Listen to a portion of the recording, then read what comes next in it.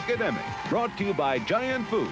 Giant, quality you can count on, value you can trust from the people who care. And by the Pants Corral, for all your fashion needs, featuring Levi's for guys, gals, and kids. Well, the Key School partisans are here.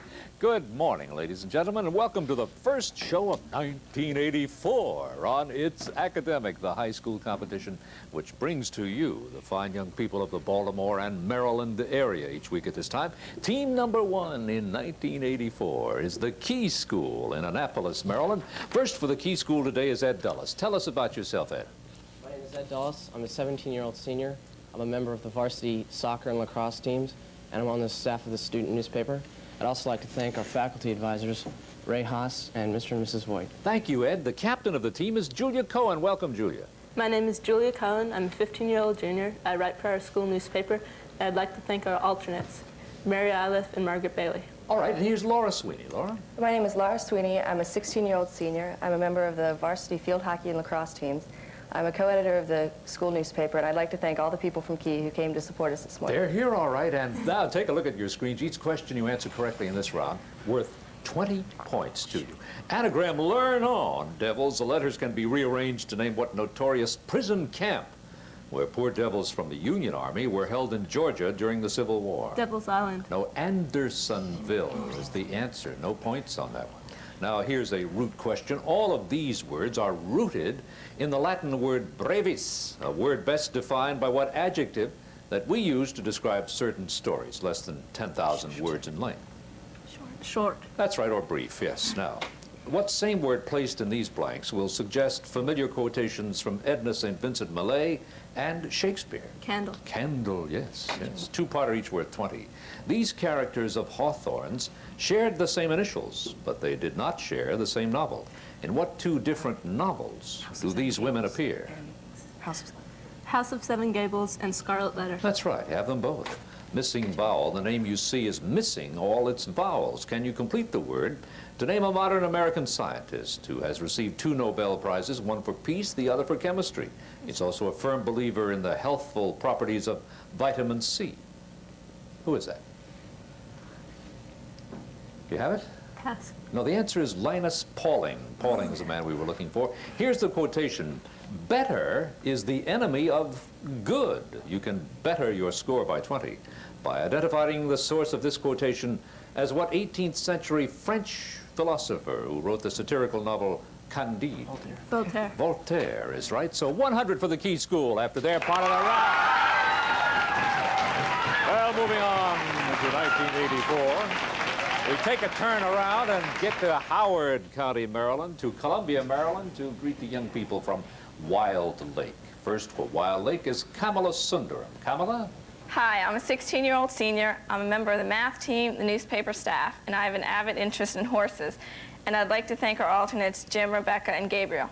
How is that avid interest manifest, Kamala? Do you have your own horse? Yes, I have 2. Wonderful. Well, we'll be seeing you at the equestrian events, I'm sure, very soon in the Olympics. Here's the captain, Stephen Dietz. Stephen? Hello, I'm a 16-year-old junior. I'm on the math team, tapestry staff, and I sing in the barbershop and choir.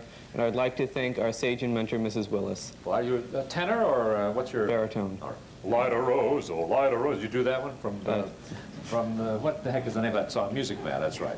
All right, here's John Overdeck. Yes, hello, I'm a 13-year-old sophomore at Wilde Lake. I'm captain of the math team and a member of the chess team. I would like to thank our band and the fans who came out to support us today. Okay, John, and we're happy to introduce the principal of Wilde Lake, Dr. Donald Matthews. Thank you, Dr. Matthews. The Wilde Lake drum major, Bill Schneider. There you go, Bill. And from several years back, the last several years on the team, now at the University of Chicago, helped along by the It's Academic Scholarship Program, Richard Shaker. Stand up, Richard, take a bow. Wonderful to see you again. All right. Let's have you look at your screens, please, Wilde Lake, and regard question number 1. This phrase might suggest a courtside beverage, but the letters can be rearranged. To name what island where Napoleon Bonaparte ended his life in exile in 1821. No. No, it's not. Which one is that? St. Go ahead. St. Elba? No, St. Helena or Helena, if you wish. No points. Though these words have different meanings, they all stem from the Latin for what one word that Dickens gave to Oliver as a last name. Twist. Twist, yes. Now, to complete phrases from John Milton's Lycidas and from Margaret Mitchell's Gone with the Wind, you need in the spaces here what same word? Tomorrow. Tomorrow. This is another day, yeah. With Central America so much in the news today, it's important to know that these are the capitals of what two countries in that area? Nicaragua and Honduras. That's right. Missing vowels. The letters represent a word with all its vowels missing. Can you complete it? And name the 18th century French chemist who discovered oxygen. Yes. Lavoisier. Lavoisier is right. Quotation, the only way round is through. This travel advice offered by what 20th century American poet who also penned The Road Not Taken and Stopping by the Woods on a Snowy Evening. Frost. That's right. So your score, Wilde Lake, 120 after your part of the round. 120. Now we are back in Anne Arundel County to greet the young people from Andover in Linthicum. First for Andover is Doug Molesky. Doug? I'm a 17-year-old senior. I'm the literary editor of the Nebula magazine, and I'm... Oh, God. That's pretty good so far, yeah. I'd like to thank the band for Sure, coming. some of them are here. Thank you very much, Doug. Captain of this team is Mike Hughes. Mike? Okay, I'm a 17-year-old senior. I'm a thespian, and I'm involved in the literary magazine. And just recently I received the National Council of Teachers of English Writing Award. Marvelous, Mike. What's coming up with your Thespian Society? Do you know yet? I'm directing the junior one-act play, which is coming up soon. Will that be in January or February? That'll be in April. All right, pretty far down the line. Okay, Mike, here's Brian Colder. Brian? Hi, I'm Brian Colder. I'm a 16-year-old junior from Andover. I started on the varsity soccer team. I'd like to thank our alternates, Dave Lott, Steve Moore, and Craig Hoffman, and our principal, Miss Hicks, and our faculty advisor, Miss Bishop. All right, Brian, and we do indeed welcome the principal of Andover, Ms. Shirley Hicks. Thank you, Ms. Hicks. Please stand and take a bow. There she is. All right. You get a picture of her? Well, anyway, Ms. Hicks is back there. And also Brian Gary of Andover and members of the band. Stand up, Brian. Take a bow. Ms. Hicks is over there, too. Okay, now let's get to your work here, Andover. Take a look at the screen. You can turn this phrase, is obey sin. You'll have it in a moment. It'll be coming up, is obey sin. Turn this phrase from sin and gain 20 by rearranging the letters to form what name formerly given to the African country now known as Ethiopia. Abyssinia. You know that? Abyssinia. Abyssinia. Abyssinia is right. All of these words are rooted in the Greek word theo, a combining form for what almighty being in whom we trust, according to this God, of course. Now, single answer. You can complete the titles of John Knowles' two best-known books when you add in the blanks what same word? Peace. Peace is right, yes, two-parter. These were two of the major military engagements of the Civil War. In order to tour the sites of these battles, you must visit what two states?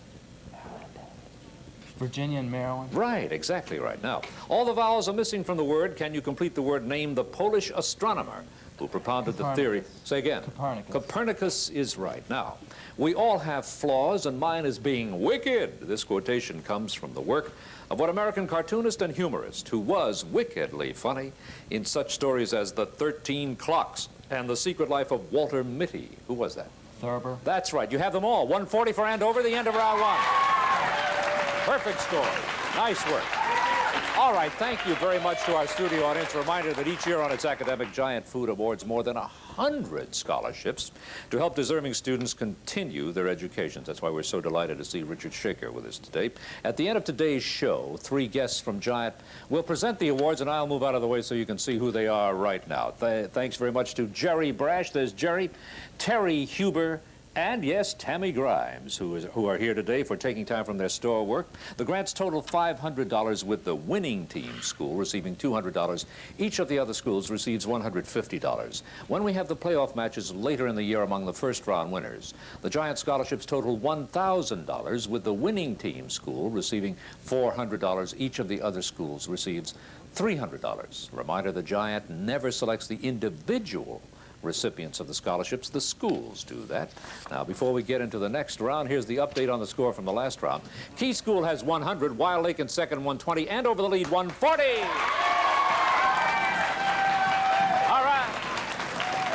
And now in our next round, the entirely visual round, each question answered correctly is worth 10 to the team.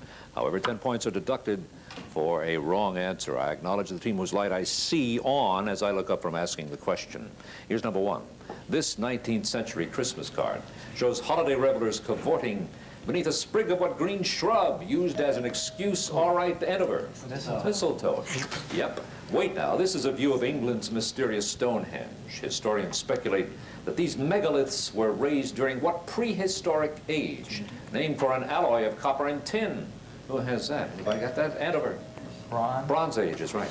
Mort Kunstler here depicts a colonial print shop. Freedom of the press had been advanced in 1735 by the trial and acquittal of what New York printer charged with libel?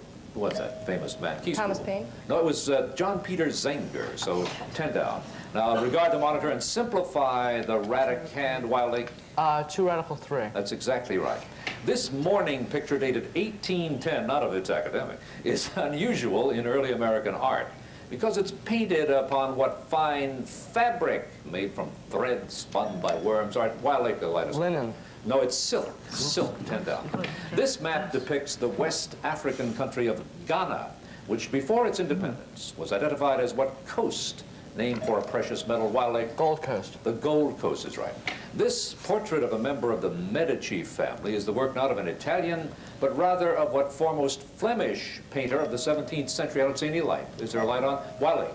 Go ahead. Rembrandt. No, Rubens. 10 points down. This is the Mayan Indian god Yum Cax, who might have been nicknamed Yum Yum because he was worshipped as the creator of what bean used in making chocolate. Andover.